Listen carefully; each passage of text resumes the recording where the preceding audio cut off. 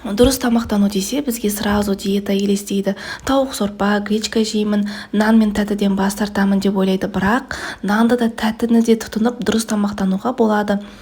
Қантсыз қамыры творогтан жасалатын ПП ватрушкидің рецептімен бөлісемін. Видеоның соңына дейін қарап, лайк басып, комментарий жазуды тіркелуді ұмытпаңыздар. Ең алдымен бізге қамырын дайындау үшін творог қажет болады. Жұмыртқаның ақуызы, күріш ұны және сахарзаменитель немесе бал және разрыхлитель қосып қамыр илейміз да, оны противенге осылай қолымызбен алып домалақтап қойып шығамыз да, ватрушкидің формасын осылай қасықпен немесе қолмен шығарып аламыз. Жаңаға бір жұмыртқаның сарысын алып осылай жағып шығамыз. Салмасына бізге 4 ватрушкиға 4 ас қасық қаймақ және 1 ас қасық кукурузный крахмал және сахарзаменитель қосып жақсылап араластырып аламыз. Начинкасын осылай үстіне салып шығамыз да, жемістермен немесе жидектермен әрлеп 180 градуста 30 минут пісіріп аламыз.